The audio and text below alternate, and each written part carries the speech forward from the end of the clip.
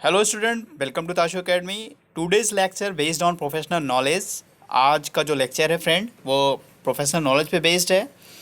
एक इससे पहले हम लोगों ने अपलोड किया था केवल बेयर एक्ट के नाम जो आपको परचेज़ करने थे या किसी भी लिंक से डाउनलोड करने थे।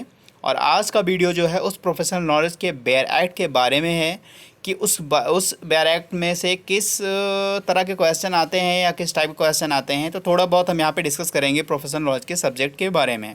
तो चलिए शुरू करते हैं वीडियो। प्रोफेशनल नॉलेज का जो हमारे आरआरबी के लॉ ऑफिस से स्केल 2 में 40 क्वेश्चन आने हैं। उसमें से जो सबसे पहला बेयर एक्ट है वो आईबीसी का है। आईबीसी जो बना था आपका 2016 में बना था। यहाँ से क्वेश्चन आते हैं 3 या 4, ये हमने आपको पहले ही बता रखा था। तो सबसे पहले इसका अप्लीकेबिलिटी की बात आती है कि ये आईबीसी एप्लीकेबल कहाँ पे है, ये चीज़ें आती हैं। एप्लीकेबल कहाँ पे नहीं है आईबीसी, ये चीज़ें आती हैं। आईबीसी में इंडिविजुअल का क्या रोल है, या ठीक है जो एक कंपनी का रोल है वो क्या है, ठीक है। तो ये सब सारी चीज़ें यहाँ से क्वेश्चन आते हैं। कौन कौन आईबीसी में शामिल किए गए हैं, ये चीज़ें आती हैं। टाइम पीरियड कितने दिन का होता है, कि मतलब कितने दिन में इंसॉल्वेंसी एंड बैंक्रप्सी कोर्ट को मतलब पूरा रिवाइवल प्लान कितने दिन में ख़त्म कर दिया जाता है। तो ये सब सारी चीज़ें यहाँ से पूछी जाती हैं। कितने में डेज़ में ख़त्म कर दिया जाता है, ठीक है। किस सेक्शन में अपील हाई कोर्ट में होगी, किस सेक्शन में एनसीएलटी में होगी, ठीक है। एनसीएलटी में होगी, कहाँ पे होगी एनसीएलटी, कहाँ पे डिफाइन है, ठीक है। टोटल ये सारी चीज़ें इन्फॉर्मेशन कह लें या कह लें, यहाँ से क्वेश्चन इसमें बनते ही बनते हैं। और बस 3 से 4 क्वेश्चन आईबीसी से आते हैं। तो ये हो गई चीज़ें। एनसीएलटी से फिर हम अपील अगर करते हैं तो फिर कहाँ पे करेंगे, ठीक है। हाई कोर्ट में करेंगे, कितने दिन में करेंगे, सुप्रीम कोर्ट में करेंगे, मतलब ये सारी चीज़ें हैं कहाँ पे इसका है, ये सारी चीज़ें हमको देखना है, ठीक है। कि सीधे सुप्रीम कोर्ट में करना है या सीधे हाई कोर्ट में करना है, किस सेक्शन में जाना है, कितने डेज़ में वहाँ से डिसीजंस हो गए, या कितने दिनों में चीज़ों को करना है। तो ये सारी डिटेल यहाँ से हमको मिलेगी, यहीं से हमारे क्वेश्चन बनते हैं। फिलहाल हम आपको हर एक पर्टिकुलर सब्जेक्ट का एक एक वीडियो आपको मैं दूंगा, जहाँ से इंपॉर्टेंट अब तक क्वेश्चन आए हैं या आने की पूरी पूरी संभावना है, ठीक है फ्रेंड। दूसरी बात करते हैं सरफेसी एक्ट की। सरफेसी एक्ट 2002 में आया है। और यहाँ आप एक चीज़ ये याद रखें कि सबसे पहले सरफेसी एक्ट का फुल फॉर्म याद रखें। सरफेसी एक्ट का फुल फॉर्म क्या होता है, ये चीज़ें आपको पता होनी चाहिए। और दूसरी चीज़ ये है कि इसमें जो भी सेक्शन हैं 13(2), 13(4), ये काफ़ी इंपॉर्टेंट हैं। 13(2) आप कह सकते हैं जो नोटिस पीरियड है, ठीक है, वो इम्पोर्टेंट है। और 13(4) जो है वो भी इम्पोर्टेंट है। तो ये भी चीज़ें काफ़ी इंपॉर्टेंट हैं। यहाँ से भी अप्लीकेबिलिटी की बात होती है कि अप्लीकेबल कहाँ पे है, ठीक है, किस सन में आया है, नोटिस पीरियड क्या है, अपील कितने दिनों में होगी, ठीक है। तो ये सारी चीज़ें हैं। अटैचमेंट कब होगा, ठीक है, इसमें। तो ये सारी चीज़ें भी इसमें भी पूछी जाती हैं। इससे भी 3 या 4 क्वेश्चन आपको देखने को मिलते हैं आपके एग्ज़ाम में। तो ये चीज़ें हैं। फिर हम बात करेंगे डीआरटी यानी आरडीडी-बीएफआई एक्ट की। इसका भी फुल फॉर्म पूछते हैं कि क्या नाम है। इस कोर्ट की इस्टेब्लिशमेंट पूछते हैं, क्या नाम है। इसमें पूछते हैं डीआरटी में टाइम पीरियड कितना है, ठीक है, डीआरटी कितनी है पूरे ऑल इंडिया में, और डीआरटी कितना है। अगर डीआरटी से डीआरटी में अपील करते हैं तो कितने डेज़ में करेंगे।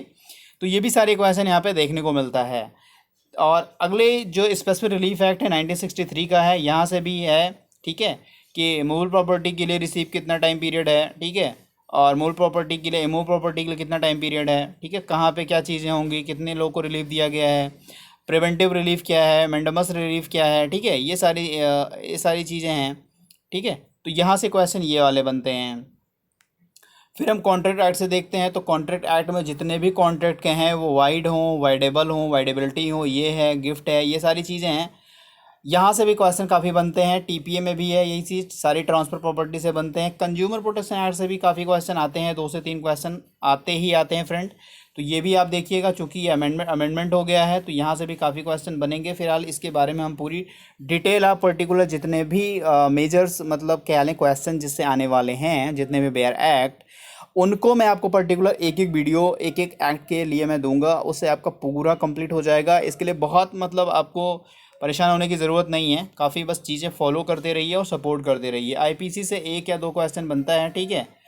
तो बहुत नहीं है, 304 से कभी पूछ लिया है, 304 बी से पूछ लिया है, ठीक है, 402 से पूछ लिया है, 426 से पूछ लिया है, ठीक है। ये सारी चीज़ें हैं। सीआरपीसी से कभी आता है कभी नहीं आता है, तो बहुत इंपॉर्टेंट नहीं है चीज़ें ये। आगे देखते हैं सीपीसी से। सीपीसी से 3-4 क्वेश्चन हमेशा आते हैं, ठीक है, ऑर्डर से आते हैं। 6, 7, 8 जो 2 सेक्शन इंटरप्रिटेशन क्लॉज जो है वहाँ से आते हैं, ठीक है।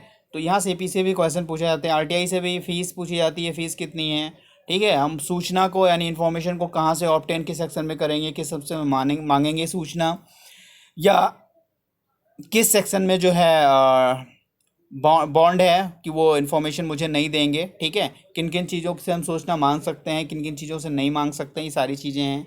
आईटी एक्ट में भी एक ही दो सेक्शन है, क्योंकि एक ही दो से इंपॉर्टेंट क्वेश्चन पूछे जाते हैं, फीस वगैरह, लाइसेंस की डेज वगैरह ये पूछे जाते हैं, ठीक है।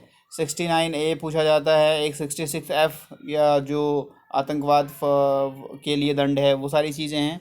बैंकिंग रेगुलेशन से भी दो तीन क्वेश्चन देखने को मिलते हैं, ठीक है, कि कहाँ पे इनका रजिस्ट्रेशन होता है, किस तरीके से होता है। आरबीआई एक्ट से भी एक दो क्वेश्चन देखने को मिलते हैं, लेकिन बहुत इंपॉर्टेंट आरबीआई एक्ट नहीं है, बट कभी कभार आ जाता है, तो उसको भी थोड़ा बहुत ऊपर ऊपर देख लेंगे हम लोग।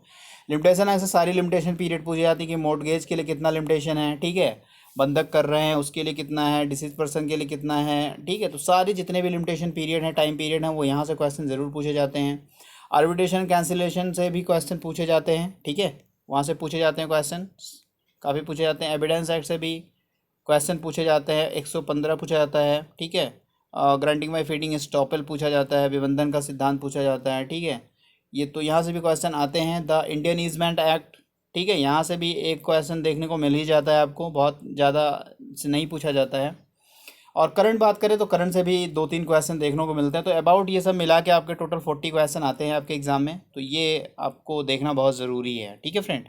तो बस इसमें से बेयर एक्ट जो है परचेज़ कर लीजिए। बाकी अब जब मिलेगा आपको, पहले जैसे आईबीसी का अगर आपको मिलता है, सरफेसी का पहला लेक्चर जो भी मिलेगा, मैं आपको वो नोटिफिकेशन में दे दूंगा, क्योंकि आपको डिस्क्रिप्शन बॉक्स में टेलीग्राम का लिंक दिया होगा, वो ज्वाइन कर ले, वहाँ पे आपको इन्फॉर्मेशन मिल जाएगी।